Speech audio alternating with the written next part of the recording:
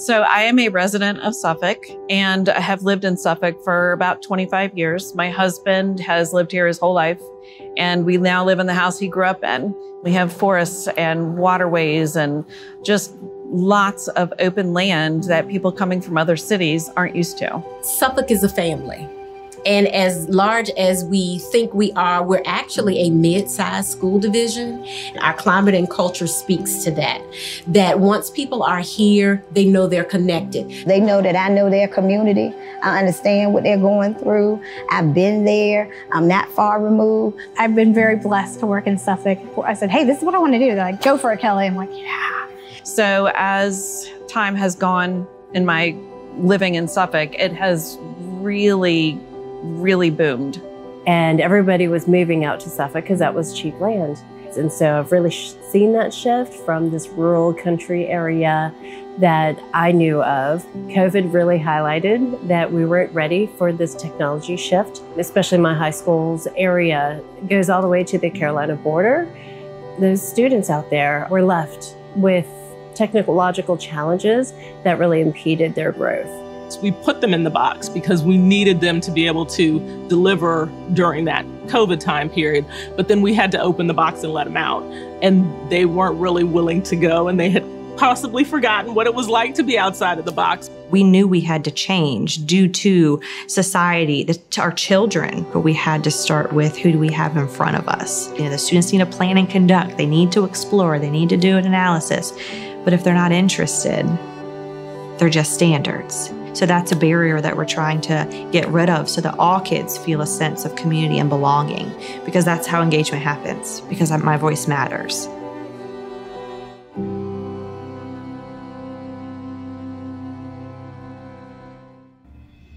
Where are the humans in this?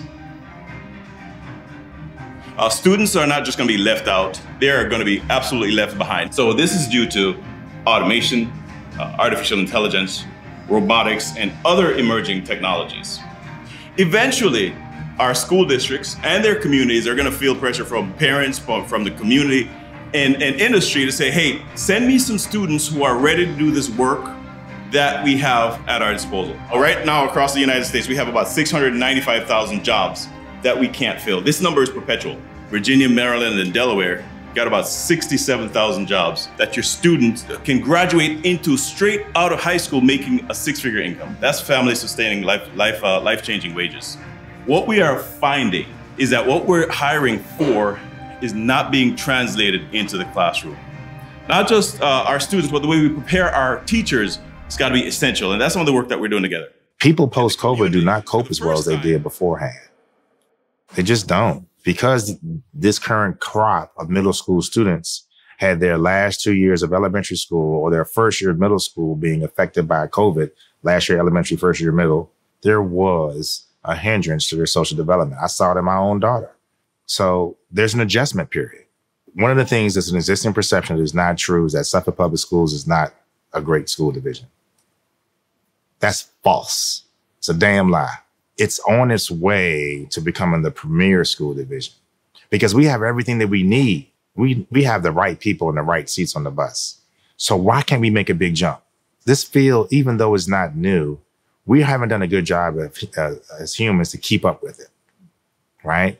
To keep up with the way that we are actually teaching kids to be prepared for not only the jobs that aren't being filled now, but of course the jobs that don't exist, right? That whole cliche. If you make it so that it's not a supplement, if you make it so that it's not just one course, if you make it a normal part of their everyday life, just like reading, then it becomes second nature.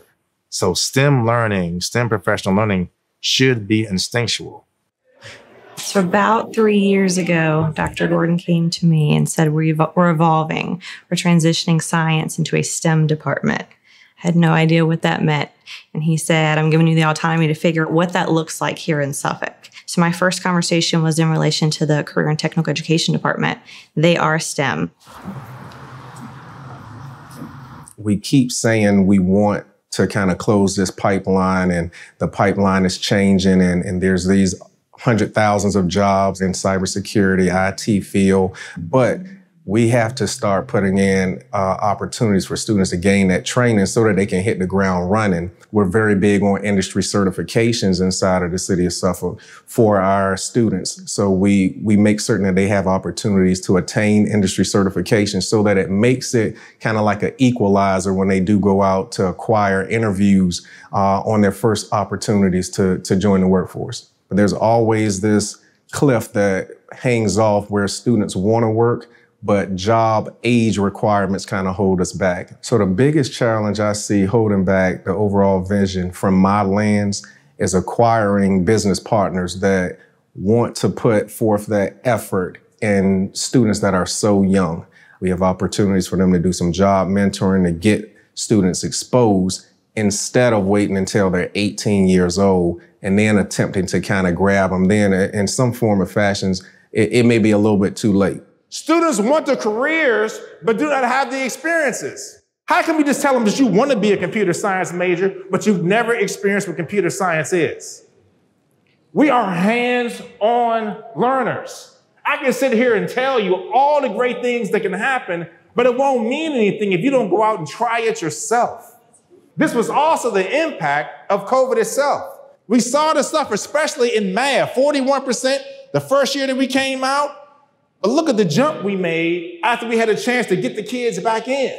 If math can jump 21%, why did science only jump 4%? And what we discovered is we didn't adjust our science instructional methodology. We were doing the exact same thing that we did pre-COVID. And the kids' needs had changed. What we did is we contracted 21st Century Ed to do 5 professional learning sessions. I choose one STEM lead from each one of my schools. These are the folks making some things, learning how to make instruction more hands-on for all levels, elementary, middle, and high. All of our kids, regardless of their ability level, regardless of their socioeconomic status, they all can do STEM. All they need is that teacher, that adult in their life to push them to do that. That is our role in what we're doing here in Suffolk. So we're going to be looking at our scientific and engineering best practices and moving our kids so that they are doing science. That is what our new push is. Instead of hearing science, we want kids to do science because all of us are scientists. What do you think is the difference or the similarities between design thinking and the engineering design process? Design thinking forces them to be engineer more concrete things, working together in teams and things like that.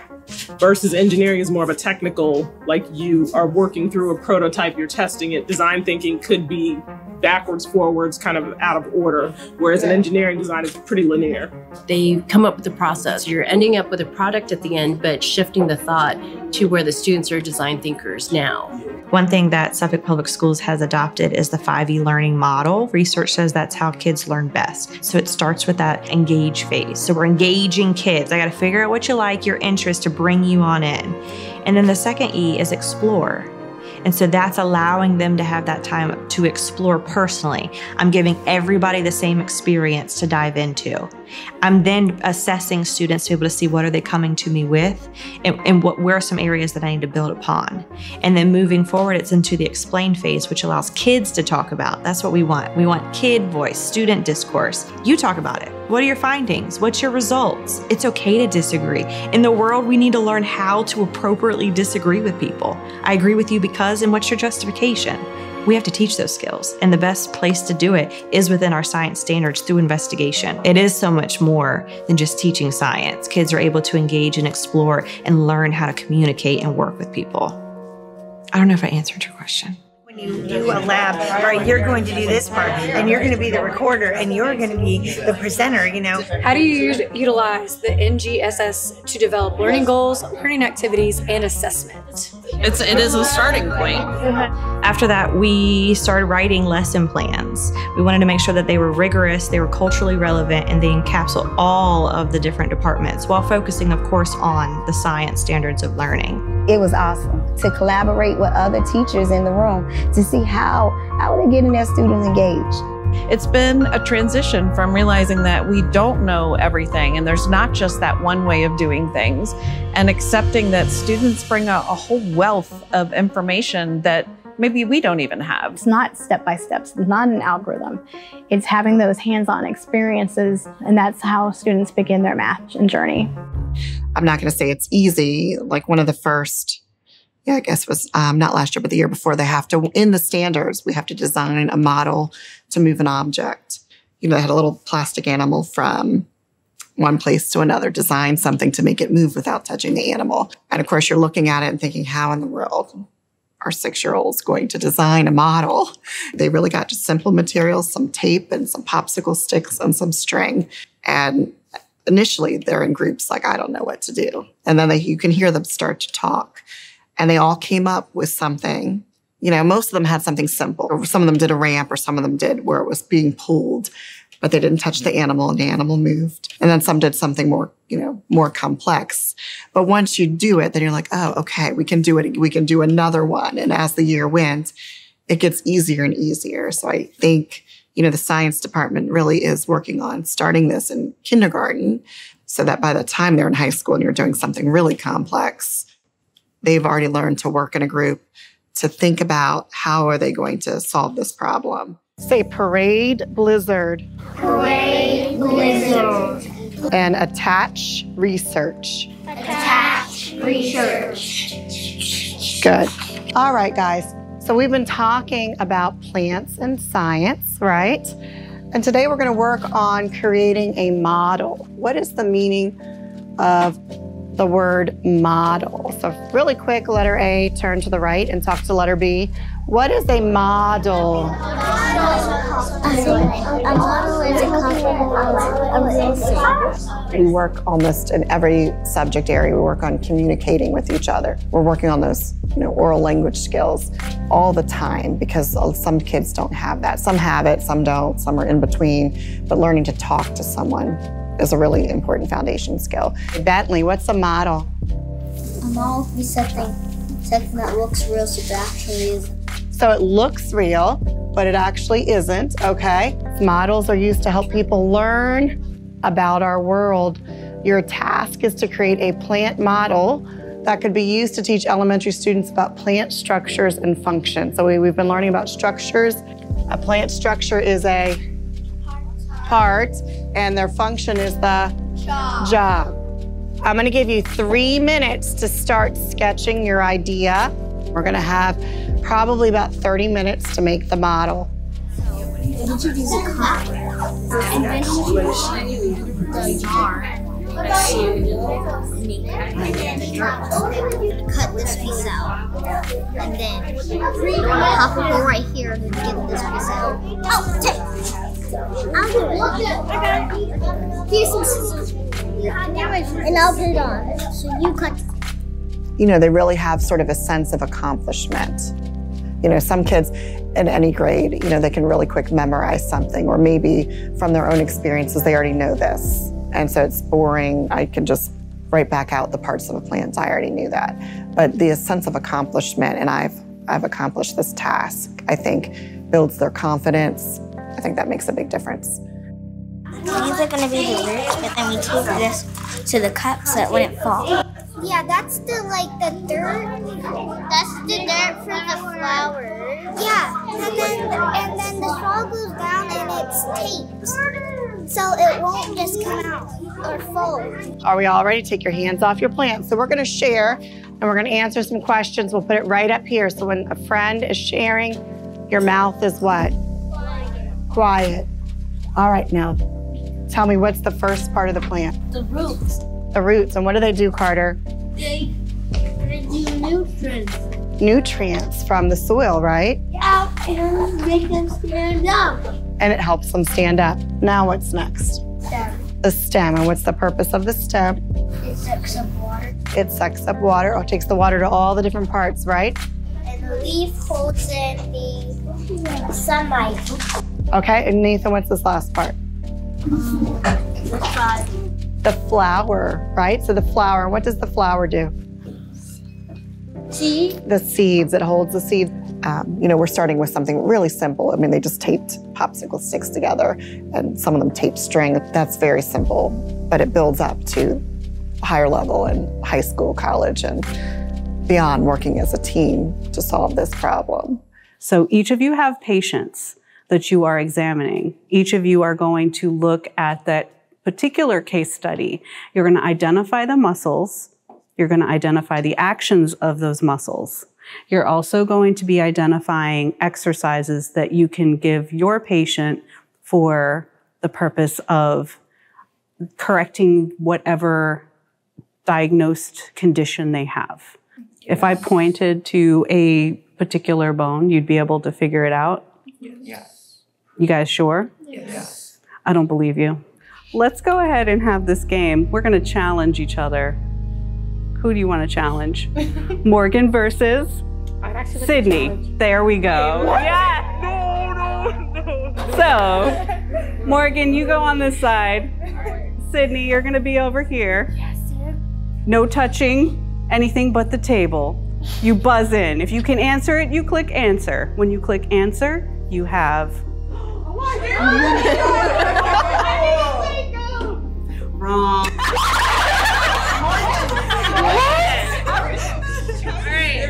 Go for it. You only got 10 seconds. I thought that was the left side. Yeah, right. Confirmed. Wrong. Wait, I asked a question. You got to pay attention. We're gonna skip when I skip.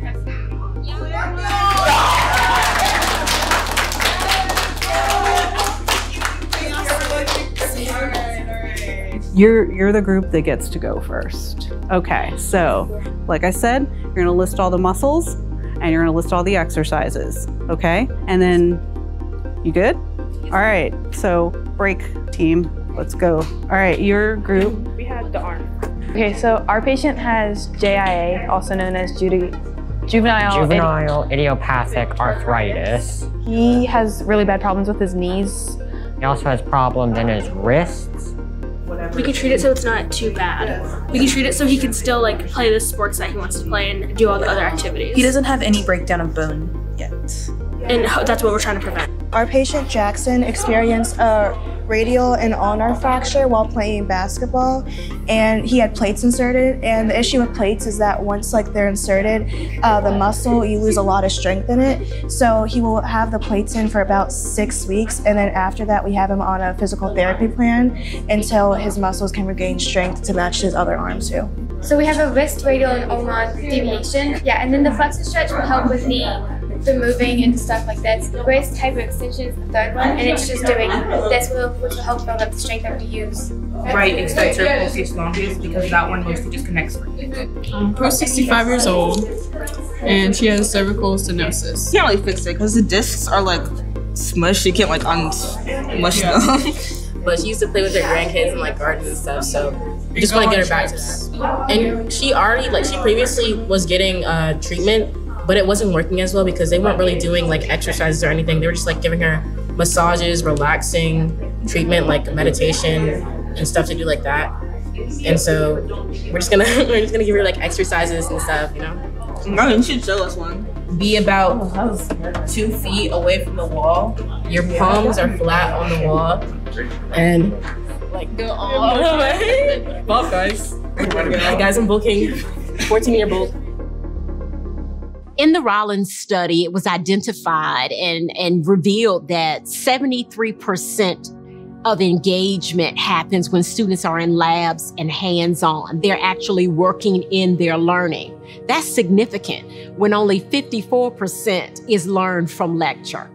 We as educators must understand that students' engagement, them being hands-on, them being involved in their learning, manipulating things, actually working through scientific as well as other processes, hands-on engagement, that's where we capture them.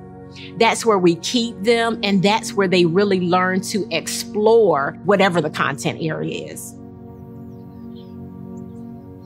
The skill set that you have to have in order to work with my population of students is patience. I've been with Suffolk Public Schools for 13 years. I work at Turleton Woods, which is the alternative school for Suffolk. So students really kind of shy away from school, don't like it because of the negative things. They've been suspended. They've been put out the classroom. They don't want to come to school. They're missing time, they're missing days. So those things, when they come to us, what we try to do is try to capture their interest of learning, trying to capture their interest in science. How can I make this relevant? How can I make it real world so they would want to learn, so that I can drive that knowledge and that interest? If they don't feel interested in the class, they find a way to escape.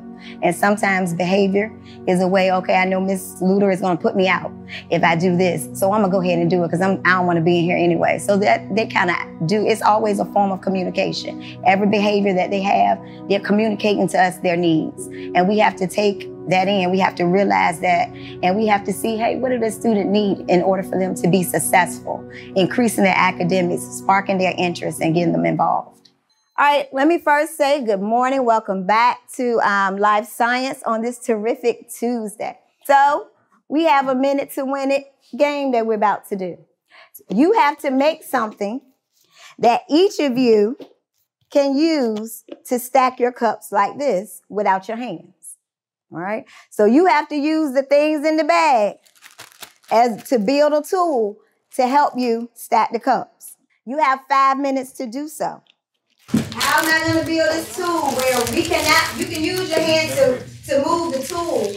All right? Like y'all ready? All right.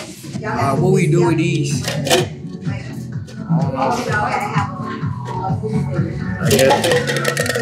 Pull it.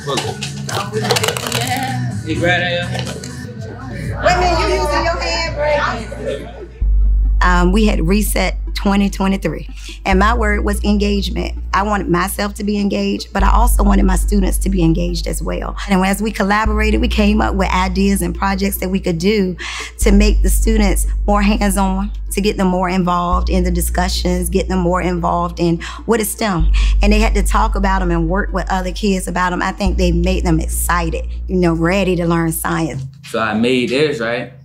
This here too? It looked like a tennis racket, right? Okay. Yeah, so you gotta do like this or something.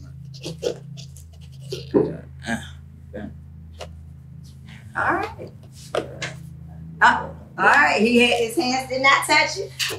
The cup don't fall on the thing. Open it up. Good job, I can see it's good. In review, we talked about adaptations last class. We talked about structural and behavioral adaptation. Structural is just what they have on their body. How do you describe their physical self as far as how they're going to adapt and blend in and be in that environment and able to get food and reproduce. Behavior is what they do. Migration, hibernation, there's all types of behavioral adaptations that they have. All of those things are important. Now, list 3 examples of adaptations. Like some animal in the desert adapted to the hot weather. All right, so an animal in the desert, like a scorpion or something, it has to be able to survive those harsh temperatures. All right, and camouflage. All right, give me an organism that does camouflage, Jesse. All right, so he said the chameleon blends in. He's absolutely right. All right, so who's hungry? Okay, so this is what we get ready to do. We get ready to go outside. Outside, I have hid some eggs. You want to find the eggs, as many eggs as you can, because you have to bring them back to your habitat. You got to bring them back to your home, and you have to share it with the other organisms in your family. So you have to be able to get enough food. All right? Everybody ready? If you need to put on your coat, you can. Don't go in the grass until I tell you. The number one thing at Tarleton, we want to increase student engagement, because if the student is engaged, they don't have time for those negative behaviors. We always want to increase and build on those positive behaviors. So if they're engaged, they're learning. They're in the learning process, and they're doing things that is contributing to their learning. And we want to always increase that. And it helped me to also look at, am I increasing? How am I using those 21st century skills? Am I building on just not using technology and using a PowerPoint, but am I using technology so that it builds my students' knowledge? That's the most important thing that we learned today, that I learned today. First of all, we want to thank all of you all for being here. Our overall goal was to not only find some different strategies to improve our science SOL scores, but to also tackle some of the economic and workforce development challenges that we're seeing. And it worked. I mean, it worked. You know, we had a 5% increase in our science student achievement scores overall. And the material, our curriculum guides, our, pacing guides, our curriculum maps, they were already there.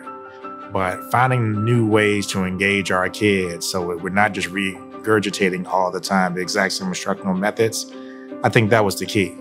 And so I think what's really special about our partnership with 21st Century and what we're doing in Suffolk Public Schools is, we're documenting the recipe in the book. This is what we did. If you want to have a concept that you can actually customize for your school division, not only to increase this science student achievement, but also to give kids more exploration into these careers for these jobs that aren't being filled, look at what we did in Suffolk. And those are the things that we're going to continue to build upon. Sir, absolutely. Let's get it. All right. Appreciate it, Mr. Foster. All right. Our science scores drastically increased last year, and that was due to increasing the hands-on inquiry. But kids are so much more than data and numbers. Like, seeing what they can do and how they interact within a classroom is amazing. So encouraging people to come in to see and invest our kids, I think that's the only way that we'll continue to have, a system in place that's working. Okay, I feel like when I was younger in elementary school, they only asked the smart kids to be in STEM, not the kids who were bad and get bored in class, and they should have did that because STEM is more hands-on and it would have helped the kids that, got bored because they would have been doing experiments and stuff. So not just incorporating the smart kids, should have tried to show STEM to everyone back then. Yeah. You ate that.